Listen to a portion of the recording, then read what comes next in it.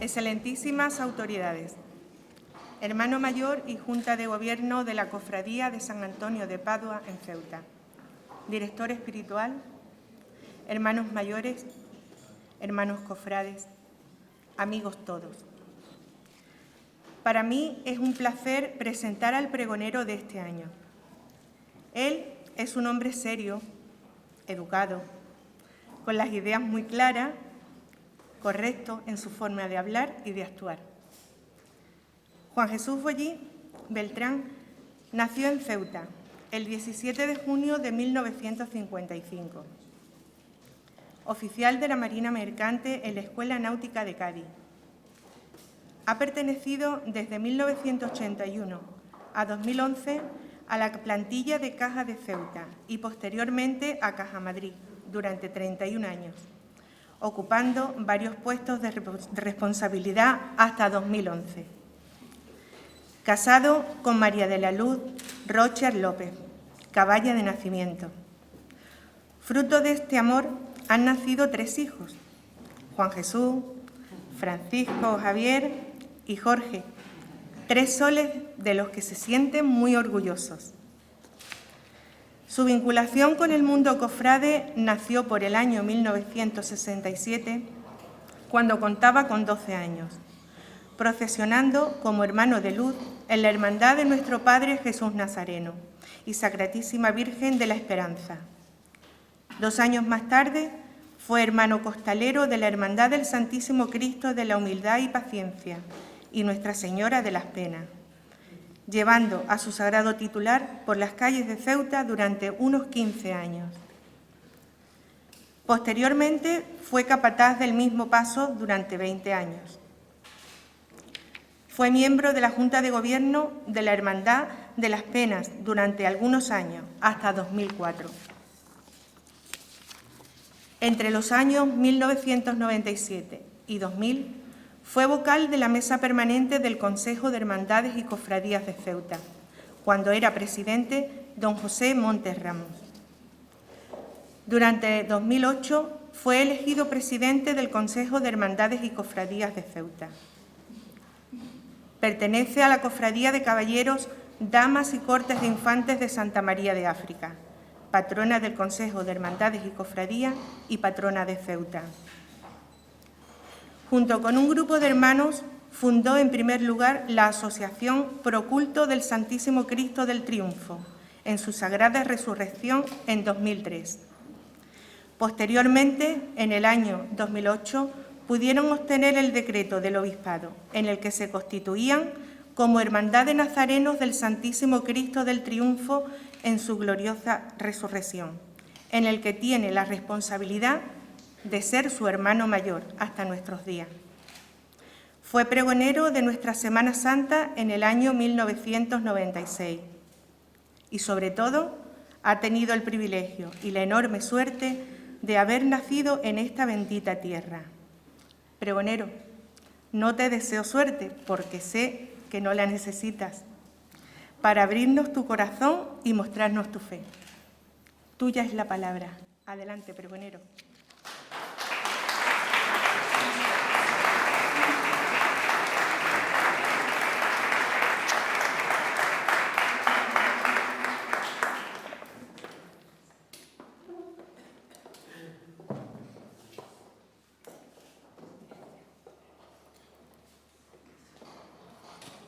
Me voy a cambiar la gafa porque desde el año 96 hasta aquí han pasado mucho tiempo y yo ya no tengo la edad que tenía antes, claro, ni la vista tampoco. Yo quisiera pedirles permiso de 2 cosas al principio del pregón, y es iniciarlo con una oración que de alguna forma tiene que ver con San Antonio y que es una de las que yo leo habitualmente todos los días. Y como otras muchas cosas que he descubierto con este encargo del pregón, pues una de ellas ha sido esta, que esta oración, que yo leo todos los días y y que era atribuida a San Francisco, no sabía qué San Francisco era, si era de Asís o era San Francisco Javier, y demás. Y resulta que era de San Francisco de Asís. Y después de leerla y de conocer todo lo que he leído sobre los franciscanos y sobre San Francisco, la verdad es que tiene mucho contenido. Y dice así, esta oración inicial: Señor, haz de mí un instrumento de tu paz. Donde haya odio, ponga amor. Donde haya ofensa, perdón. Donde haya discordia, armonía. Donde haya duda, fe. Donde haya error, la verdad. Donde haya desesperación, la esperanza. Donde haya tinieblas, luz. Y donde haya tristeza, alegría. Que no me empeñe tanto en ser consolado como en consolar, en ser comprendido como en comprender, o en ser amado como en amar, porque dando se recibe, olvidándose de sí se encuentra, perdonándose es perdonado y muriendo se resucita a la vida. La segunda cosa que les pido es poder dedicar este pregón, si lo quieren llamar pregón, en primer lugar a mis tres hijos, a Juan Jesús, a Francisco Javier y a Jorge, que está aquí con nosotros, que todos los días hacen que me sienta orgulloso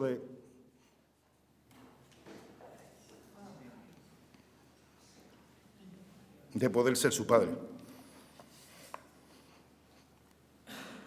Y sobre todo a mi esposa y compañera, que ha estado a mi lado durante casi toda mi vida, más de 40 años llevamos ya, dándome su apoyo y su cariño, por la que siento un profundo amor y un profundo respeto, por ser como es. No me quiero poner sensible, pero es que estoy muy mayor ya, la verdad.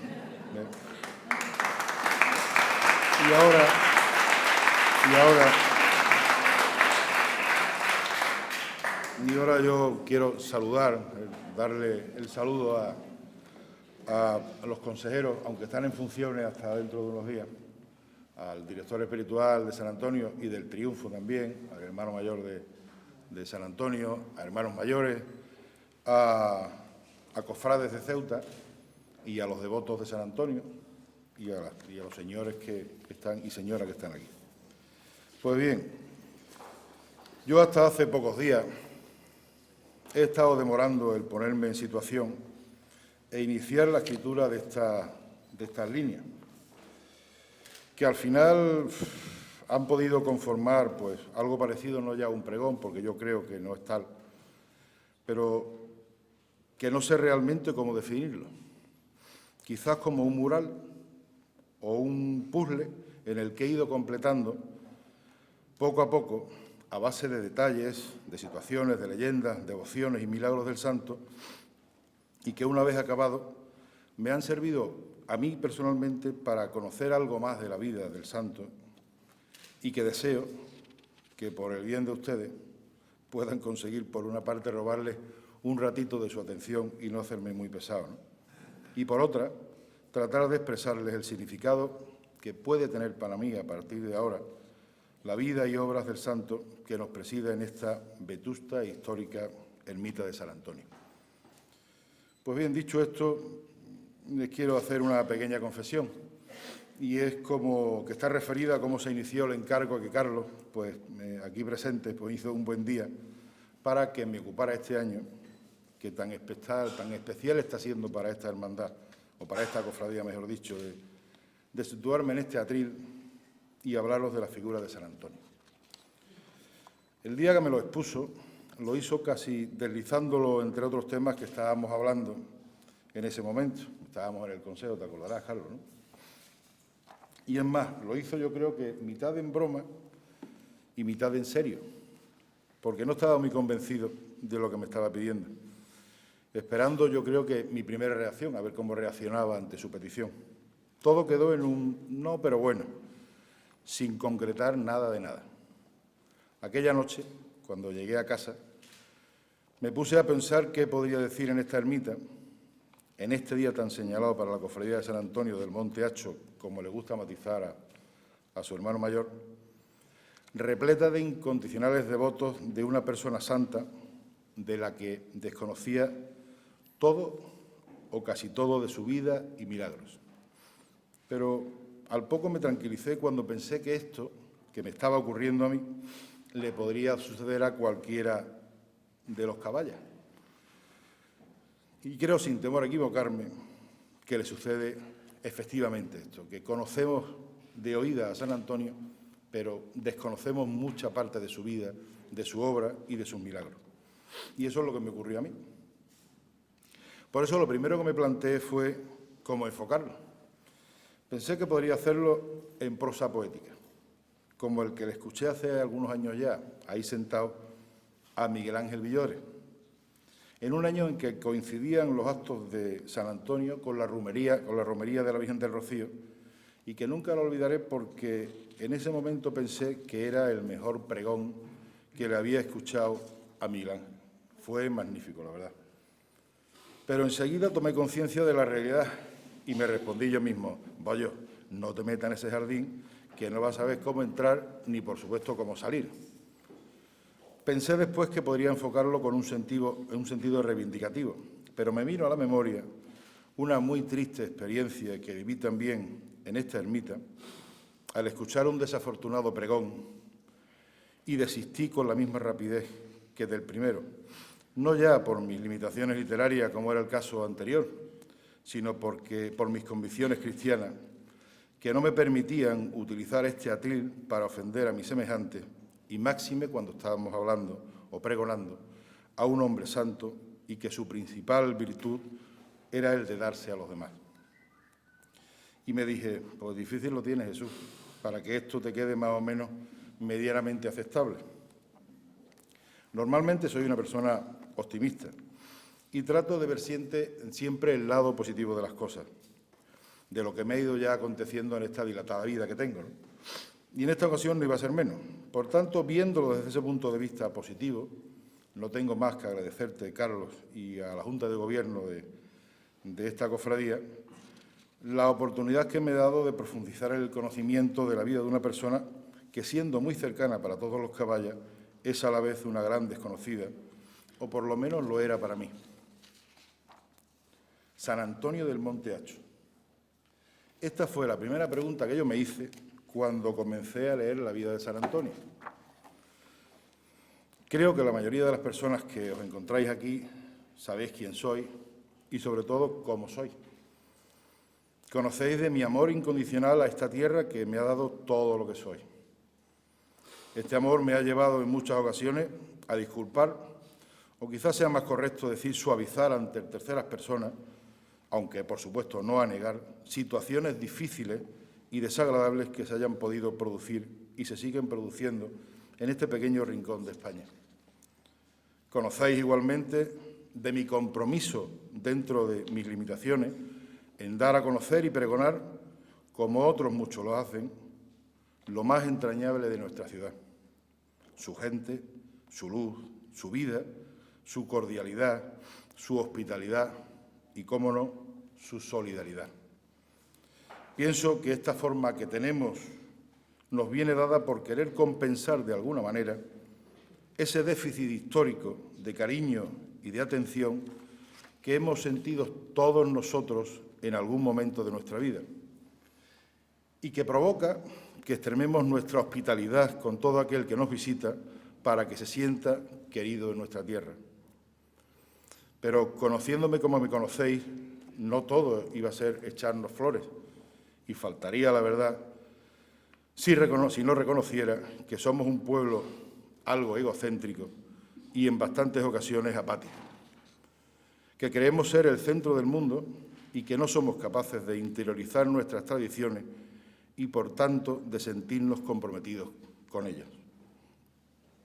Digo esto porque hasta hace relativamente poco tiempo San Antonio era para mí un santo de ámbito local, muy cercano, ¿cómo decirle? Un santo muy de andar por casa, pero que solo nos pertenecía a nosotros, a Ceuta, al Monte Hacho. Y todo lo que pudiese venir del exterior quedaba en un segundo plano. Para los caballas, San Antonio es un santo al que, según dice la tradición, se encomiendan las mujeres que pretenden encontrar novio y suben hasta esta ermita para sentarse en la losa, rubricando de esta manera formalmente su petición. San Antonio es un santo al que todos nos encomendamos cuando necesitamos encontrar ese objeto extraviado y nos urge recuperar. Pero también he podido conocer, a través de un testimonio anónimo, que San Antonio era el santo al que se encomendaban algunos de los prisioneros encarcelados muy cerca de aquí, con motivo de una sinrazón de guerra, cuando los conducían por las murallas de la fortaleza del Hacho para ser fusilados, y que buscaban con sus miradas esta ermita para encontrar la fuerza y el consuelo necesarios con que afrontar esos duros y trágicos momentos por lo que estaban pasando. Pero nada más lejos de realidad este sentimiento al que me he referido antes de tener, es decir, al tener la figura de San Antonio circunscrita a nuestra tierra. Esta idea era totalmente equivocada por mi parte, fruto del más profundo desconocimiento en el que me encontraba. Además, estaba cometiendo un terrible error y una terrible injusticia al querer restringir a lo cotidiano esta figura que ya en esa época de 1231 traspasó fronteras, dándose a conocer en los lugares más recónditos del mundo que nos podamos imaginar. El Papa León XIII ya lo llamó durante su largo pontificado de 1878 a 1903 el santo de todo el mundo. Y no le faltó razón, porque San Antonio de Padua es uno de los santos más venerados y uno de los más milagrosos. Si hiciéramos una encuesta, que ahora están de moda, sobre la frecuencia con que son invocados los santos por los fieles en toda la Iglesia, es muy probable que alcanzara las mayores cifras San Antonio de Padua. Nosotros descubrimos la universalidad de San Antonio hace escasamente un año. Digo nosotros porque ese descubrimiento lo hicimos juntos, mi mujer, mi hijo pequeño y yo mismo, en un par de escapadas que hicimos a la península.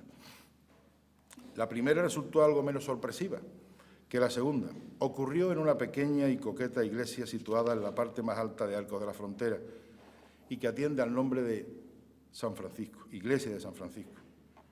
Cuando entramos los tres en la iglesia, la vista se nos fue hacia una imagen de San Antonio que estaba expuesta al culto en un altar lateral y al mirarla nos resultó muy familiar, reconociendo enseguida de quién se trataba.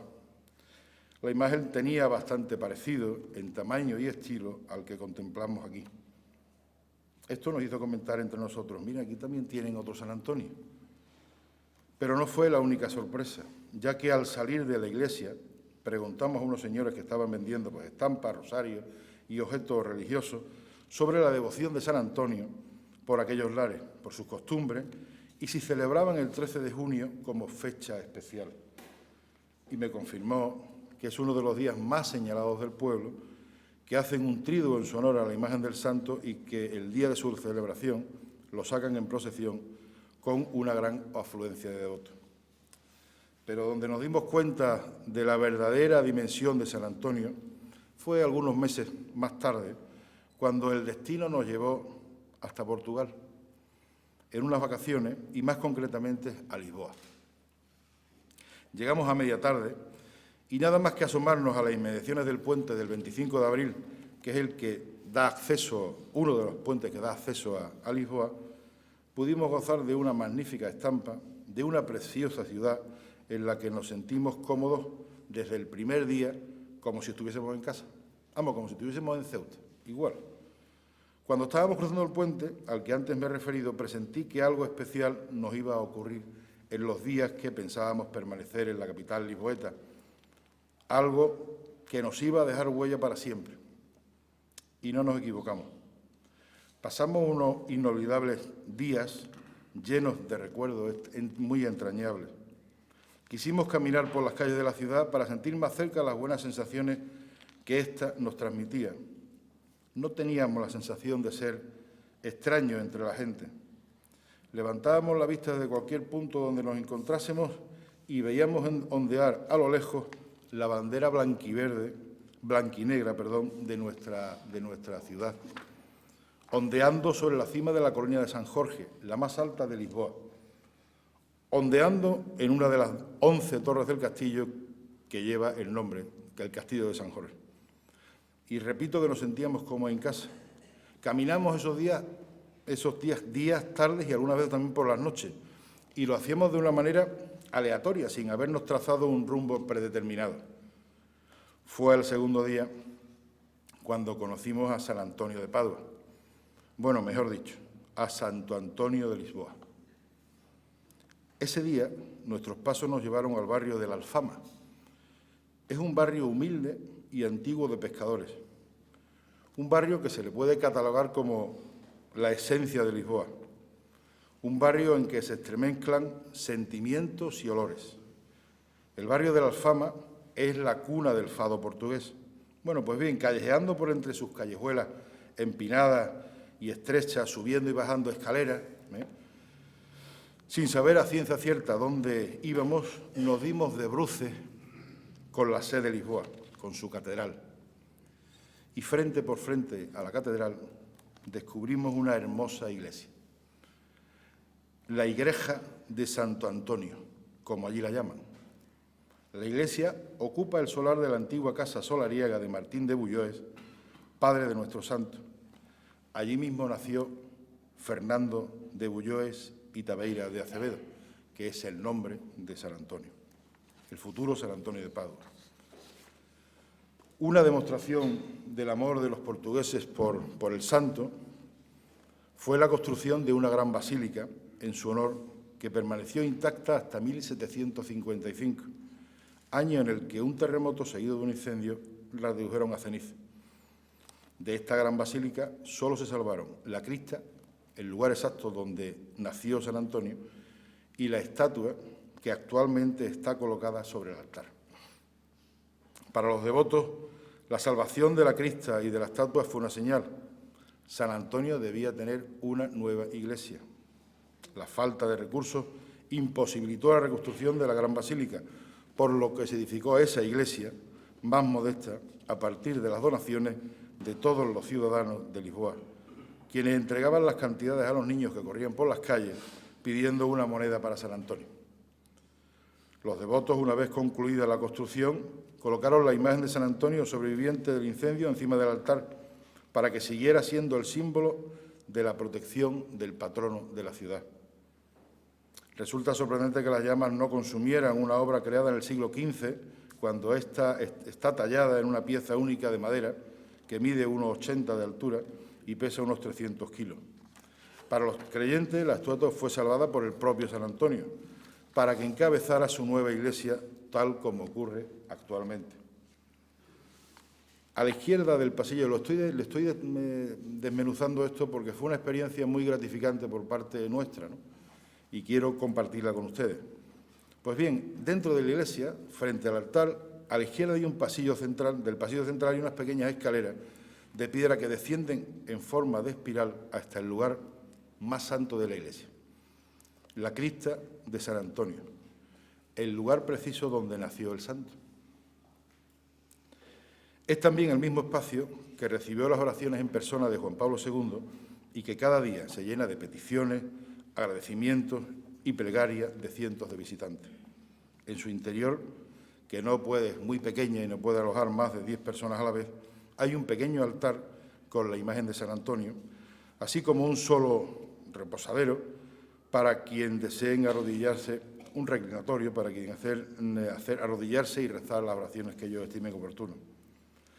Pero el que descienda a la cripta se puede llevar un engaño, porque se puede imaginar una capilla de oro y pedrería y no encuentra más que una vulgar mesa de altar y, descansando sobre la misma, una pequeña imagen del santo, en cuyas mangas, capillas y pliegues del hábito depositan los devotos las peticiones al milagroso santo.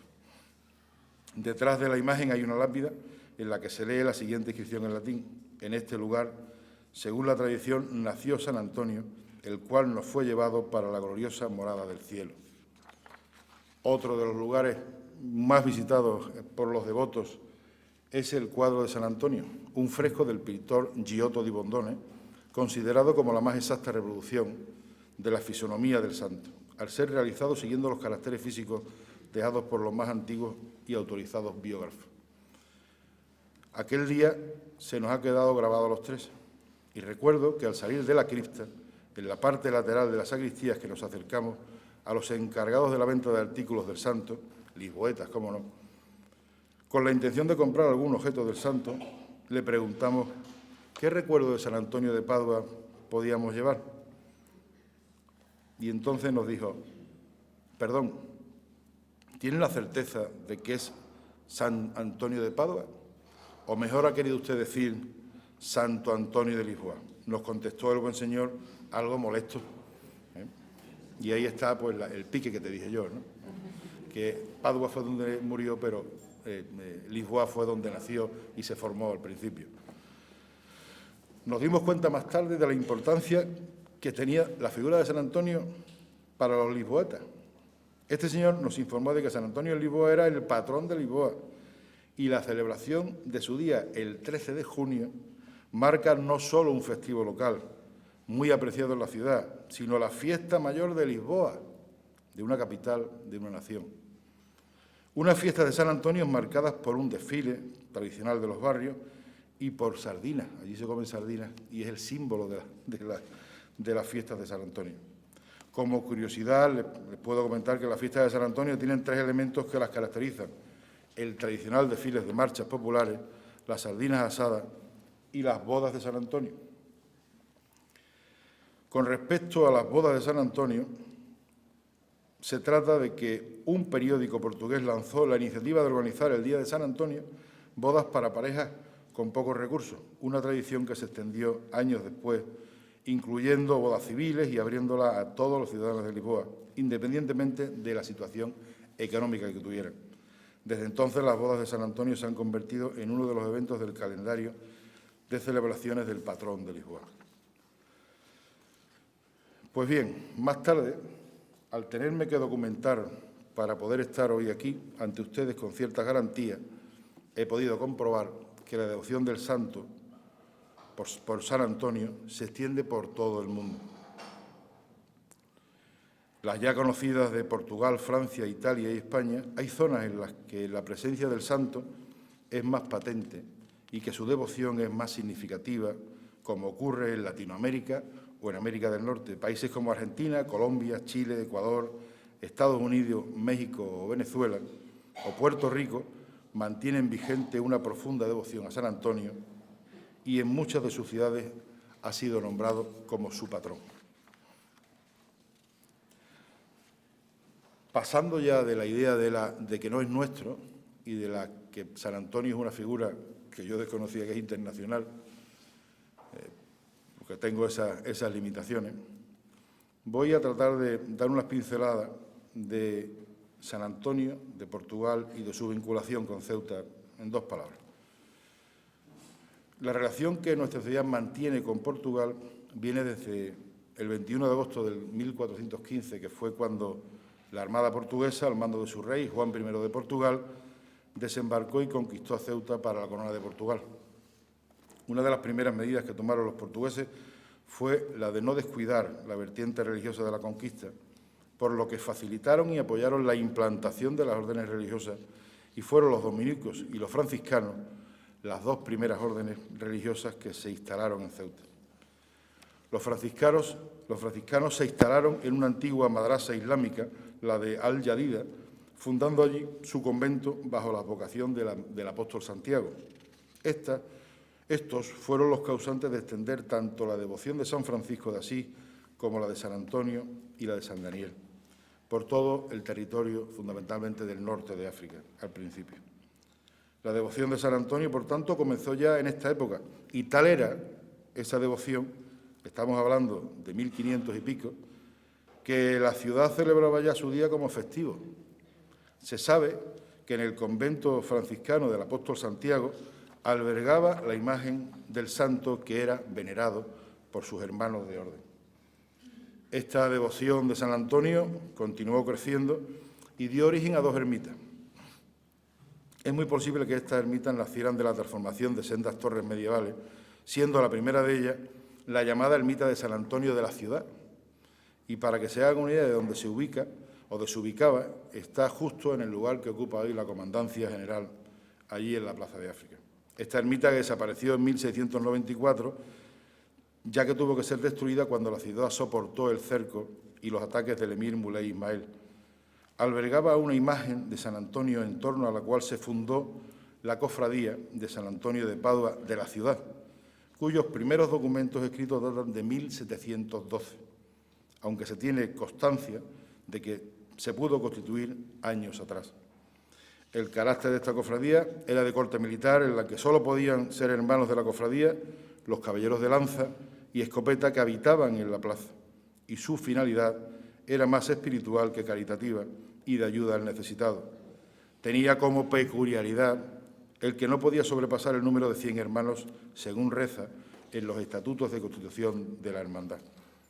La segunda ermita, a la que me he referido antes, recibió el nombre de la ermita de San Antonio de Padua, de la Almina. No se conoce con exactitud la fecha de construcción de esta ermita, que al principio la llamaron del Tojal, por la abundancia de tojos. El tojo es un matojo que hay, que había en el paraje. Pero es muy probable que en los primeros años de dominación portuguesa se iniciara la construcción de esta ermita de San Antonio. Surgió también de otra torre medieval, cuyos restos se encuentran en los cimientos de la que en la actualidad disfrutamos, y aunque ha sido renovada en 2 o 3 ocasiones, mantiene una buena parte de su fisonomía inicial. Esta pequeña ermita de San Antonio es donde nos encontramos hoy, y los miembros de la Junta de la Cofradía que nos atienden hoy son los sucesores de los primitivos cofrades que la fundaron sobre 1645. Ya ha llovido algo desde entonces. Creo que una de las cosas que debemos de tener en cuenta cuando hablemos de nuestra ciudad es la de darle la importancia que tiene la historia que nos soporta. Debemos conocerla, respetarla y quererla, porque así, de esa manera, respetaremos, conoceremos y querremos a esta hermosa ciudad que nos acoge. Hecho este paréntesis y volviendo a los antiguos cofrades que fundaron hace casi 400 años esta cofradía de San Antonio, piénselo bien, 400 años. Bueno, pues en este tiempo, como todas las hermandades, no ya solo las hermandades de nuestra ciudad, sino las de otros sitios, han tenido pues luces y sombras, ¿no? Tiempos buenos y tiempos menos buenos. Pero gracias a San Antonio, hoy en día goza de una salud envidiable y es una de las cofradías que más contenido tiene por la cantidad de actos que tiene programados a lo largo de todo el año y que concita la atención de todos sus devotos. Como conozco la inquietud tanto de Carlos como de su Junta de Gobierno, les voy a lanzar un guante, solo con la sana intención de sumar y de darle mayor esplendor a las fiestas en honor de San Antonio. Bien es verdad que el carácter de calidad que antaño tenía la cofradía desde su inicio no lo ha perdido, sino que lo ha incrementado, pero no debería olvidar que en sus orígenes estuvo ligada de una manera estrecha a los hombres de la mar, desde un principio.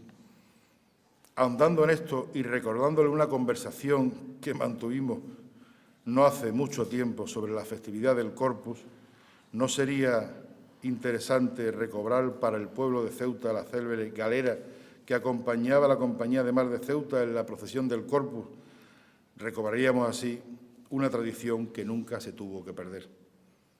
O bien, obedecer a pie juntilla al señor obispo, don Diego de Correa Sousa, que en 1588 ordenó que la cofradía trasladase en sus vísperas al santo hasta la Santa Iglesia Catedral para celebrar allí el Triduo y volver a la ermita en su día acompañado por todo el pueblo de Ceuta, dándole otra dimensión a la romería de San Antonio. Querido Carlos, sé que algunas de las cosas que he mencionado son una utopía, pero ¿por qué no soñar? ¿Por qué no soñar con recuperar estas y otras muchas de las tradiciones que en su día dieron su seña de identidad a este pueblo y que estamos perdiendo poco a poco, casi sin darnos cuenta, pudiendo llegar el día en que cuando queramos reaccionar sea demasiado tarde. La figura de San Antonio. Yo no sé si os estoy aburriendo o no os estoy aburriendo. Yo sigo, me queda un poquito. Sí. La figura de San Antonio. Después de haber estado consultando todo lo que he podido leer durante este último mes sobre la vida de San Antonio, les tengo que reiterar lo que le he dicho al principio.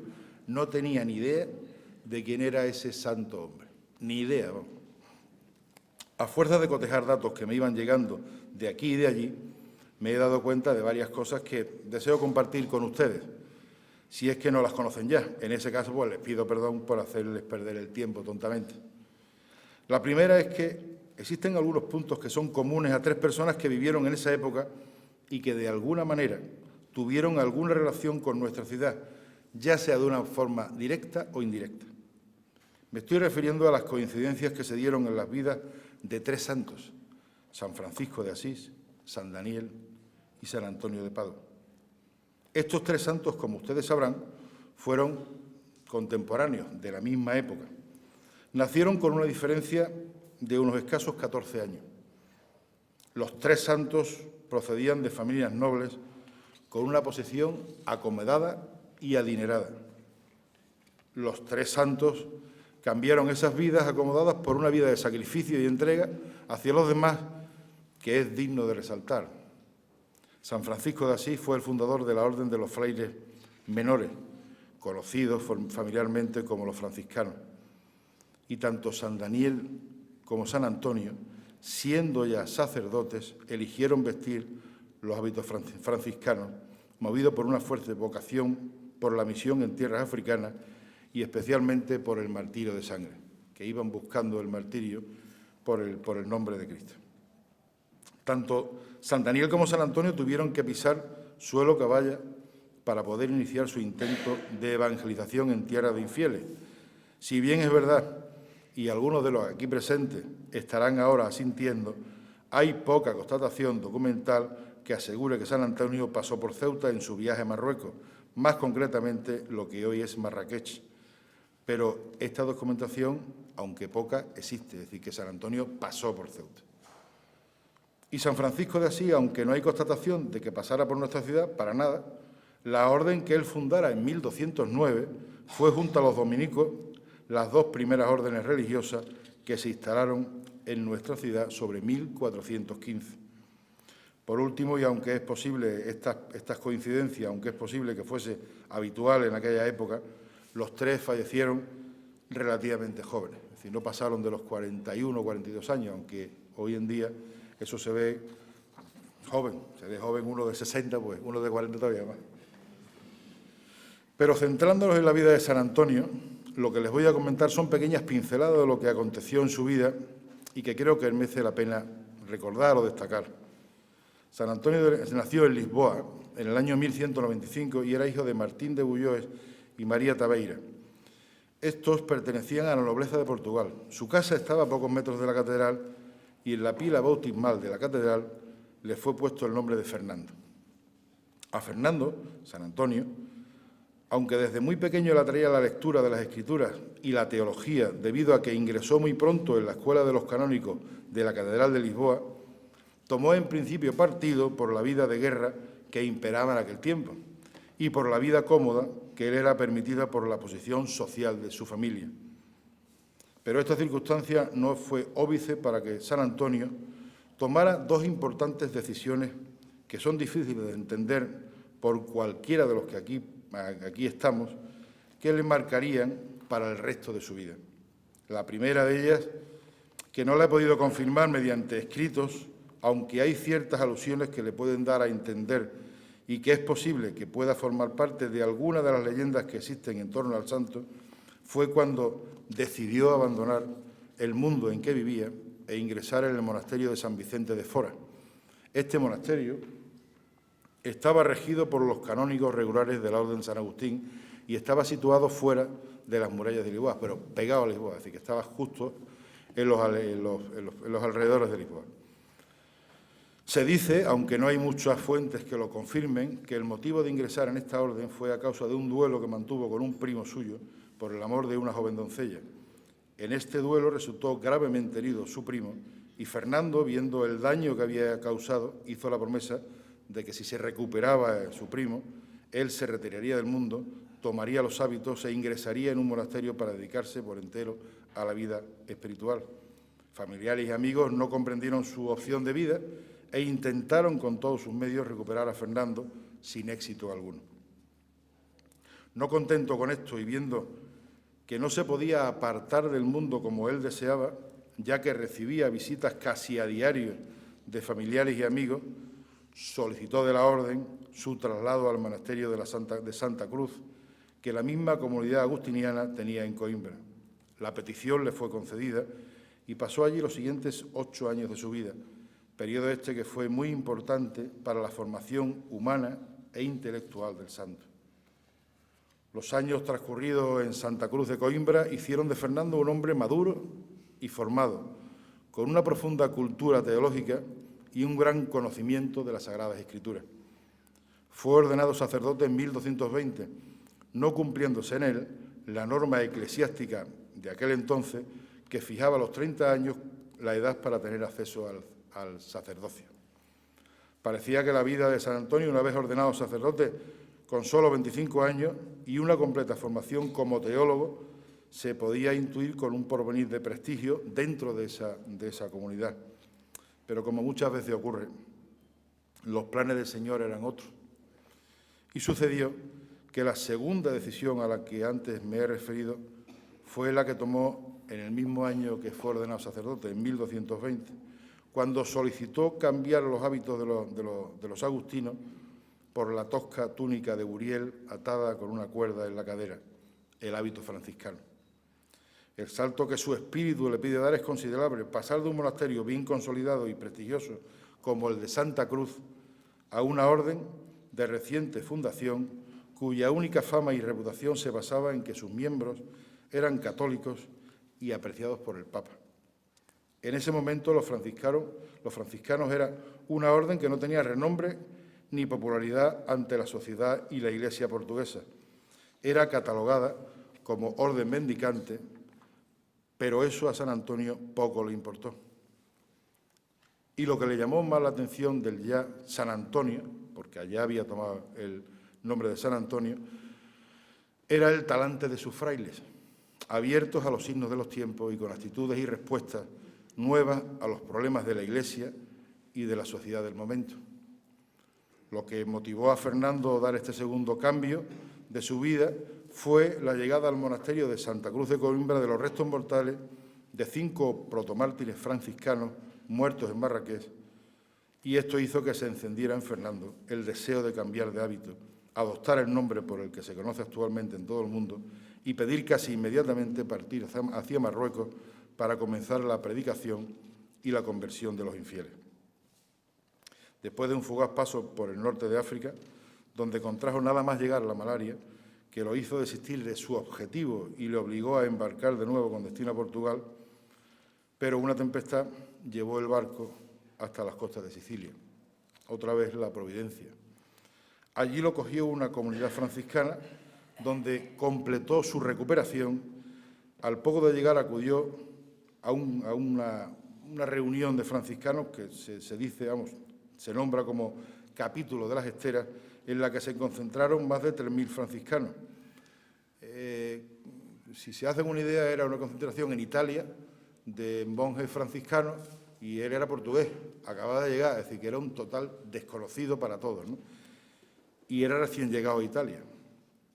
Así que allí conocía a San Francisco de Asís y en ese momento decidió ya no regresar a Coimbra, poniéndose al servicio del provincial de la Orden en la Romaña, que es una zona de Italia, ¿no? Pero cuando realmente le cambió la vida a San Antonio fue en septiembre de 1222, en la Catedral de Forlì, en Italia, a raíz de una ordenación de religiosos dominicos y franciscanos, en la que tuvo que improvisar un discurso espiritual por mandato de su superior, ya que era el único sacerdote que había en el grupo, porque normalmente los franciscanos no eran sacerdotes, no estaban ordenados sacerdotes, y él sí estaba. Bueno, pues dio por primera vez la dimensión real de lo que llevaba dentro. A partir de ese día, su vida cambió completamente. Recibió la autorización para poder predicar y pasó de ser un desconocido ermitaño a ser el centro de atención de su congregación, de los franciscanos. Y se lanzó a predicar recorriendo ciudades, castillos, aldeas y campiñas, hablaba con la gente, enseñaba ciencia sagrada a sus hermanos franciscanos, hacía confesiones, se batía personalmente o en público con los que sostenían herejías. Pero a mí lo que más me ha llamado la atención de esta faceta del santo es su compromiso social, ya que en sus predicaciones no era especialmente agresivo con los herejes, sino que alzaba la voz contra los nobles que despojaban a los pobres de sus bienes, alzaba su voz contra los prelados y los grandes del mundo, se muestra particularmente duro con los ricos ávaros y con los usureros y los llega a llamar en los discursos, en los sermones que hace, las 7 plagas de Egipto, raza de hombres que roban y despojan los pobres indefensos que no pueden resistirle a las violencias, y no calla los vicios de los pobres, pero trata de excusarlos y denuncia públicamente la marginación a la que se hayan relegado. Y fue así hasta el 13 de junio de 1231 que falleció, dejando tras de sí una corta pero dilatada vida llena de renuncia a lo propio y de una total entrega a los demás. Una vida de completa dedicación a Dios y sus milagros, que fueron tantos que el Papa Gregorio IX lo canonizó solo 11 meses después de su muerte. Y ya estoy llegando casi al final, falta muy poco, les quiero hablar de la faceta milagrosa del santo, que también hay mucho escrito. Pues bien, algunos santos tienen el patrocinio de ciertos asuntos espirituales o materiales. Por ejemplo, pues San Francisco de Asís nos encomendamos para librarnos de los accidentes. A Santa Bárbara por el tema de las tormentas. San Expedito es el patrón de las causas urgentes. San Blas de las enfermedades de garganta. Santa Rita de todo lo que tenga aviso de imposible, y así otros muchos. Vamos, que cada uno tiene una especialidad, pero con San Antonio no pasa eso. Pasa algo muy distinto, que lo diferencia de los demás. Y solo me refiero a esta faceta del santo, ¿no? San Antonio de Padua tiene montada una agencia de peticiones y milagros que, a pesar de tener una gran variedad, funciona a gusto de los consumidores. San Antonio de Padua es un experimentado buscador de novios para sus jóvenes devotas. Y, por ejemplo, en Portugal, Brasil y en algunas zonas de América Latina es reconocido como el santo de los matrimonios. Y el día de su fiesta, el 13 de junio, las muchachas solteras pueden comprar una pequeña imagen de San Antonio y colocarla al revés como castigo hasta que hayan encontrado un buen marido. Esto es un detalle que me hizo mucha gracia y por eso la comento. San Antonio también posee la rara habilidad que hace que les toquen temas fáciles en los exámenes a los estudiantes. Así que ya sabes, para la chisma que tiene que hacer ahora, ¿no?, te puede encomendar. San Antonio también es el consuelo seguro de los pobres, por lo que no se cansa de pedir. Quizás las dos habilidades más conocidas sean la del casamentero y la de recuperador de todo lo perdido. Y la fama de los milagros de San Antonio nunca ha disminuido, incluso en la actualidad es reconocido como el santo más milagrero de todos los tiempos. Y aparte es patrono de los amputados, que esto es otra sorpresa que me he llevado, ¿no?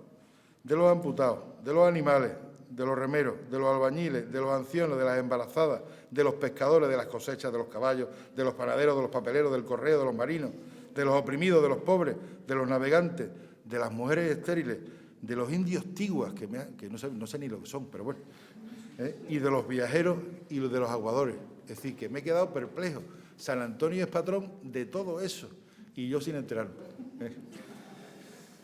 Es más, es uno de los patronos de Brasil, de Ferrazzano, que es una ciudad en Italia, de Lisboa, de Padua y de otras muchas ciudades y pueblos más. Los milagros que se le atribuyen son casi en su totalidad producidos después de fallecer el santo. Y exactamente, según reza en lo que yo he leído, que a lo mejor estoy equivocado, fueron 53 los milagros que se incluyeron en el expediente de su canonización. De la interminable lista de milagros que se le atribuyen y que he leído en este último mes, Carlos, que me he hartado de leer, de verdad. Pues son milagros, por ejemplo, como el sermón de los peces en Rímini, que yo creo que todos conocen, o de la mula arrodillada ante el Santísimo, o el pie reinsertado, o el corazón del avaro, o los pájaros en prisión, o el recién nacido que habla, o el pecador arrepentido, la comida envenenada, el joven resucitado, el demonio burlado, el pecador arrepentido. Es decir, que tiene una lista de milagros reconocidos, que es interminable, vamos, que yo me he quedado asombrado también. Pero yo personalmente me quedo con uno que no aparece en esta lista, pero que cuando lo leí, la verdad es que me llegó algo más por el tema de la petición que se le hace, desde el plano del que pide, ¿no? Se titula Una carta a San Antonio. Lo leí en una página web de la comunidad antoniana, es decir, que tiene fiabilidad, ¿no? Y dice así. Es una especie de cuento cortito. Dice, desde la alta Guardilla, sobre un sexto piso de uno de los grandes edificios que en Lyon se elevan hacia el cielo, a lo largo del Ródano, miraba hacia la tierra con horror y desesperación una joven de 15 años. María Reidet se llamaba. Su padre, un obrero tipógrafo despedido del taller y sin encontrar trabajo y sin recursos, herido de fatiga y de tristeza, se rindió al golpe de una fuerte calentura. ¿Qué hacer en esta situación tan desesperada? María desconfiaba de la tierra y de los hombres, miraba de vez en cuando al cielo desde la ventana de su guardilla y una idea cruzó por su mente que le hizo exclamar con resolución, ya está, ya he encontrado solución al problema. Acudió al servicio de su padre enfermo, que le reclamaba su cuidado, y sentada junto a él, iba revolviendo en su mente los recuerdos de su niñez. Y recordó que la hermana profesora del colegio donde ella había estudiado lo había repetido 1000 veces. San Antonio oye siempre las súplicas de sus devotos. Si alguna vez no os concede algo enseguida de lo que pedís, escribirle una carta y los ángeles que tienen a su servicio le presentarán vuestras peticiones. Esta idea es la que había cruzado por su mente en una de aquellas miradas de intensa emoción que había dirigido al cielo desde su guardilla. Y esa es la resolución que había tomado, escribirle una carta a San Antonio. La joven se levantó con tiento para no interrumpir el sopor que adormecía al enfermo y fue a su mesilla exclamando, «Bendito seáis, Dios mío, que habéis revelado a los humildes y pequeños los misterios de vuestro amor». Tomó un pliego de papel y pluma y con la pluma en la mano comenzó a escribir. San Antonio mío, mi querido padre está enfermo y sin trabajo. No nos olvides. Nos hallamos en suma necesidad. Socórrenos. María Reidet, y le puso la dirección, calle de los Arcos, 205, en la ciudad que estaba. Dobló el pliego, lo encerró en un sobre y puso la siguiente dirección. A San Antonio en el cielo. La carta ya estaba escrita, mas ¿en qué buzón la podía echar para que llegara a su destino? Con la carta en la mano y presa de una gran preocupación, fue a la ventana y, apoyada sobre su alféizar, se puso a contemplar el cielo. Pensó, ¿a qué voy a esperar más? ¿No están allí los ángeles dispuestos a llevarle la carta a San Antonio? Pues, impulsada por este convencimiento, arrojó su carta al vacío, que al hundirse en aquella inmensa oscuridad desapareció de su vista. Y quedó ella con fijeza cual si viera que algunos ángeles la cogían para transportarla al cielo. A la mañana siguiente, muy temprano, llamaron a la puerta. Era un hombre elegantemente vestido que con una carta en la mano preguntaba, ¿vive aquí la señorita María Reidet? Sí, señor, servidor de usted, contestó. Pues traigo, añadió el señor, la contestación de San Antonio que me encarga, y que me encarga que os diga que primero curemos a vuestro padre y luego le proporcionaremos trabajo. Los ángeles no habían llevado la carta al cielo, claro, pero arrastrada por contrarias corrientes de aire, había bajado de piso en piso, introduciéndose por una ventana abierta en las habitaciones de un rico y generoso cristiano. San Antonio oye siempre las súplicas de sus devotos, porque el enfermo, con los nuevos cuidados que lo prodigaron, recobró la salud, y con la salud el trabajo, y la alegría volvió a reinar en la guardilla del tipógrafo, donde padre e hija solían repetir con gratitud, la dicha que gozamos se la debemos a a San Antonio. Y ya estoy finalizando. Y como conclusión, para concluir este recorrido por la vida y milagros de San Antonio, yo lo he querido hacer con un pequeño discurso espiritual, y este discurso seguramente será mentira, es decir, no será real, porque después de mucho investigar, pues he dado con una película italiana sobre la vida del santo, que yo creo que los guionistas se habrán documentado también para hacerlo, y aunque no sea real, yo creo que no es real el pequeño discurso, sí lo sitúa. O sea, que recordarán que antes les he citado que un día fundamental para San Antonio fue la escena en la Catedral de Forlì el 24 de septiembre de 1222, durante la celebración de los nuevos frailes franciscanos y dominicos, que ahí fue cuando dio su primer discurso en público, y de ahí fue cuando cambió totalmente su vida y se dedicó a la predicación. Pues, aunque digo, seguramente no será verdad, pero una vez que lo escuchen estarán conmigo en decir que refleja muy certeramente lo que fue su vida y en qué la utilizó. Y el discurso dice así: céntrense, que está en un púlpito, que es la escena de la película, que tiene a sus pies pues todos los franciscanos y dominicos en una iglesia. Él no tenía preparado absolutamente nada porque le cogió desprevenido, que no pudo preparar el discurso, y dice así el texto. Dice: tenía escrito un discurso, hermano, pero no lo voy a leer, porque quiero hacerle una pregunta. ¿Qué vinieron a hacer aquí? ¿Qué significa todo este incienso? ¿Por qué vistieron sus mejores galas? Estamos aquí ahora para festejar con estos jóvenes que abrazan la cruz de Cristo y que prometen ayudar a sostenerla en un momento. A este punto se llega recorriendo caminos diferentes, caminos accidentados, persiguiendo la luz que ilumina la oscuridad de la noche, la llama de la divina providencia. Está escrito que el Señor es la luz. Está escrito que cada uno de nosotros sueña con ella en la noche y la procura en el amanecer. Y fue lo que hicieron estos jóvenes para llegar a la ceremonia de hoy. Y eso es lo que hace quien consagra su vida a Cristo. Abandona a la mujer amada, olvida a los amigos, decepciona al padre, abandona a la madre, deja los bienes del mundo, las riquezas, los viajes y la propia patria. Pero no se siente solo, nunca se siente solo. Donde quiera que va con él, va con la mujer amada, con el amigo, con la madre, con el padre, con la patria, porque Cristo es la casa. Cristo es el descanso, la felicidad y la paz, porque las preguntas son infinitas, pero la respuesta es una sola: Jesucristo, nuestro Señor. Ese es el extracto que yo creo que extracta lo que él dio de sí. Él abandonó todo y se fue directamente a lo que él quería, ¿no? Bueno, pues he llegado al final de este puzzle o este mural, no de un pregón, por supuesto. Espero que no haya sido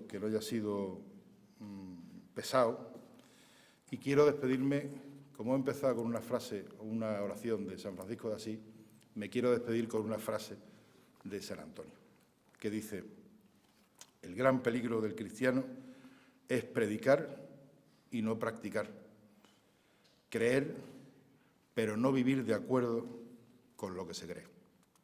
He dicho.